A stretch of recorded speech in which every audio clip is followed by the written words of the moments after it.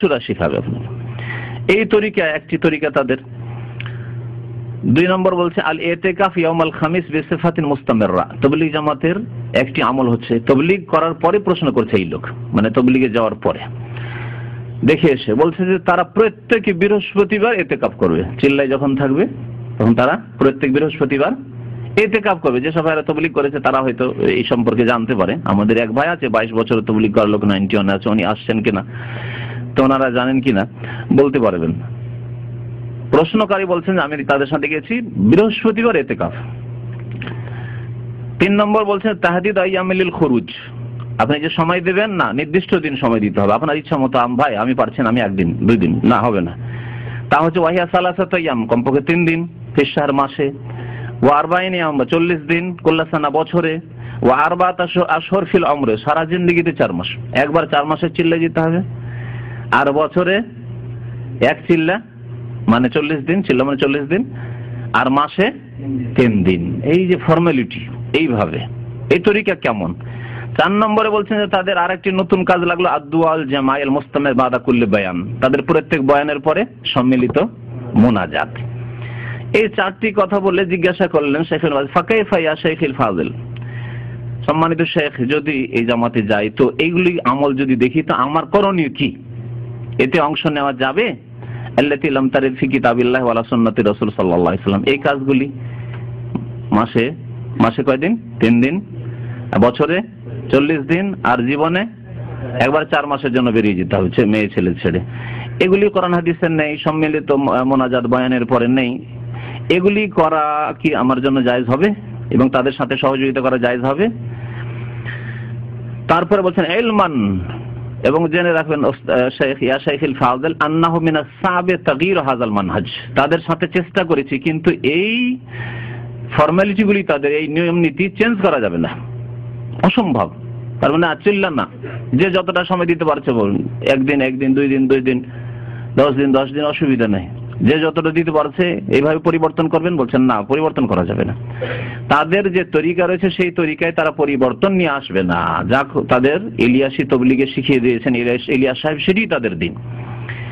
ফানারজু তাওযীহ, তাহলে এই ব্যাপারে আপনার কাছ থেকে স্পষ্ট কথা চাইছি, ফতোয়া চাইছি যে আমরা কি করব। তাহলে জবাব, প্রশ্ন নম্বর 2, জবাব নম্বর 2 বলছে মা যাকারতাহু মিন আমালি হাযিহিল জামা কুল্লুহু বিদআহ।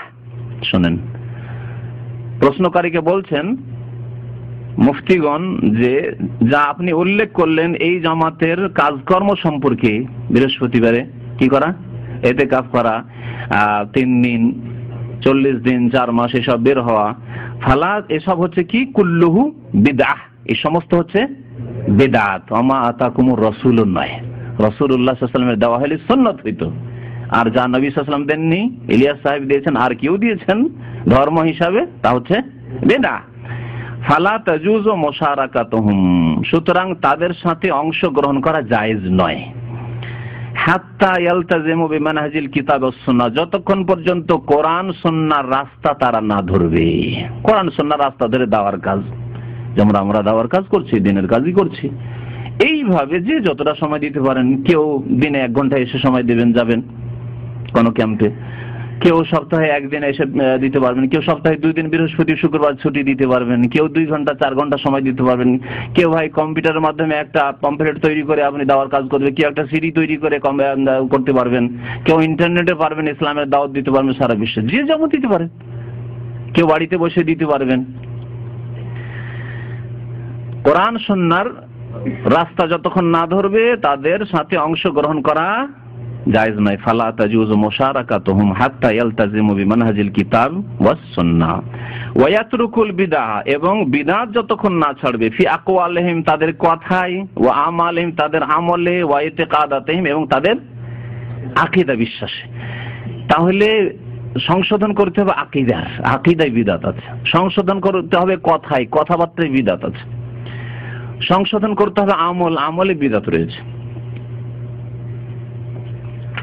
এই একটি ফতোয়া ছিল। ফতোয়াটি বলছেন ওয়াবিল্লাহি তৌফিক, আল্লাহ তৌফিক দাতা। সাল্লাল্লাহু আলা নবিয়িনা মুহাম্মদ ওয়া আলা আলিহি ওয়া সাহবিহি ওয়া সাল্লাম।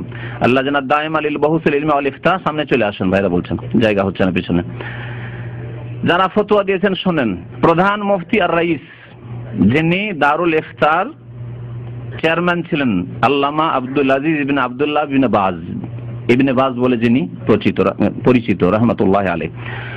তারপরে সদস্য হচ্ছেন আব্দুল্লাহ ইবনে গুদাইয়ান হাইয়াতুল কিবর উলামার, আল্লামা সালেহ আল ফৌজান, আল্লামা আব্দুল আজিজ আল শেখ, যিনি বর্তমান কি প্রধান মুফতি। শেখ ইবনে বাজ রহমতুল্লাহ ইন্তেকালের পরে সৌদি আরবের প্রধান মুফতি হচ্ছেন আব্দুল আজিজ আল শেখ, এবং তিনি দীর্ঘ আমার মনে হয় 40 বছর হয়ে গেল, আমি তো 20-22 বছর থেকে দেখছি আরাফায়। আরাফার মসজিদ নামের আরাফার মসজিদের তিনি ইমাম এবং খতিব। আরাফার দিনের জোহর আসরের নামাজের এবং যে 1 ঘন্টার খুতবা বক্তব্য হয় তার খতিব। অনর্গল খুতবা দেন, বক্তব্য করেন, 2 চোখের অন্ধ তিনি এই ফতোয়া দিয়েছেন, এই ফতোয়া অংশ নিয়েছেন। ফতোয়া দিয়েছেন সৌদি আরবের একজন গবেষক মুহাক্কিক আলেম বাকর আবু যায়েদ রহমতুল্লাহ আলাইহিম আজমাইন ওয়া হাফিজাহুমুল্লাহ তাআলা। তাদের কেউ কেউ বেঁচে আছেন, আবার কেউ কেউ ইন্তেকাল করেছেন। তো এই ছিল একটি ফতোয়া তাবলীগ জামাত সম্পর্কে, সারা পৃথিবীর যে ফতোয়ার কেন্দ্র। আর একটি ফতোয়া আপনাদেরকে শোনাই। ফতোয়াটি একটু বড় আছে, প্রশ্ন বড়, উত্তর একটু বড় আছে। এর বরাতটা বলে দেওয়া ভালো, খাতা নম্বর হয়তো বলা হয়নি।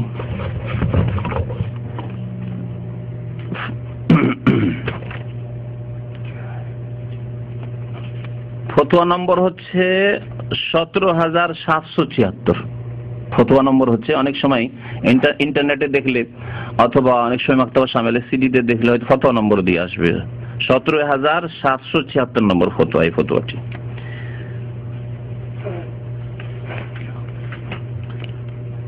আর পৃষ্ঠা নম্বর হচ্ছে এই দ্বিতীয় খণ্ড ফতোয়া লাজনা দায়মার 44, 45 এবং 46,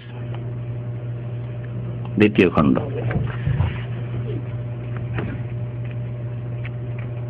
দ্বিতীয় ফতোয়া নম্বর হচ্ছে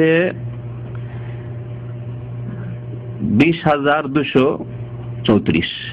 20,234 এত ফতোয়া সারা পৃথিবী থেকে এই সৌদি আরবের যে ফতোয়া কেন্দ্র সেখানে আসে।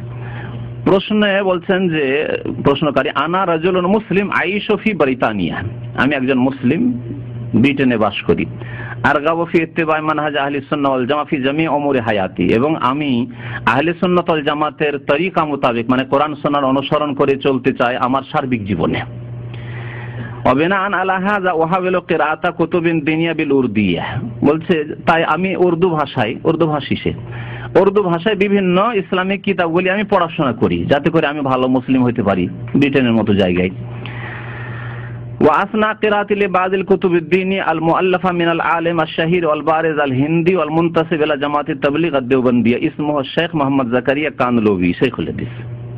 বলছে যে ওইসব কিতাব পড়তে গিয়ে একটি কিতাব পড়লাম, বা 2টি কিতাবের কথা এখানে উল্লেখ করেছেন তিনি। বলছেন যে সেই কিতাব 2টির লেখক হচ্ছেন প্রসিদ্ধ আলেম হিন্দুস্তানের, ভারতের, এবং তার সম্পর্ক হচ্ছে তাবলীগ জামাতের সাথে, সম্পর্ক হচ্ছে দেওবন্দীদের সাথে, আল মুনতাসিব ইলা জামাতিত তাবলীগ আদ-দেওবন্দিয়া, দেওবন্দীদের সাথে।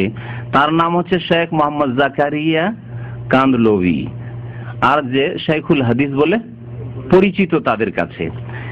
ওয়াজাদতু ফি কিতাবিহিল মুসাম্মা, তার কিতাব, যে কিতাবের নামকরণ করেছেন তিনি তাবলীগি নিসাব। এই কিতাবের নাম কিন্তু আগে কি ছিল জানেন? তাবলীগি নিসাব। প্রথম যখন লেখা হয় আজকে থেকে প্রায় 50 বছর কাছাকাছি, তখন তাবলীগি নিসাব ফাজাইল আমল লেখা থাকতো না। তারপরে যখন অন্য লোকেরা বলল যে তাবলীগি নিসাব মানে হচ্ছে কি কোর্স, ক্লাসের যে পাঠ্যক্রম থাকে ছাত্রদের, ওগুলোকে নিসাব বলে, নিসাবে তালিম। তো তাহলে তাবলীগ জামাতের কোর্স হচ্ছে একমাত্র এই কিতাব, আর কিছু নেই? তাহলে বুখারী, মুসলিম, আবু দাউদ, তাফসীর এসব কিছু নেই। যখন এইরকম প্রশ্ন আসতে লাগলো, তখন চালাকি করে নামটা পরিবর্তন করে দিল। ভিতরে ফাজাইল গুলি ছিল, ওটাকে বললো কি ফাজাইল আমল, আর তাবলীগি নিসাব লেখা হয় না। কিন্তু পুরাতন কারো কাছে যদি থাকে এই কিতাব আছে যাতে তাবলীগি নিসাব লেখা আছে, আমার কাছে উর্দুতে আছে তাবলীগি নিসাব লেখা আছে, পুরাতন ছাপা, বাংলাতে আছে আপনার কাছে তবলিগি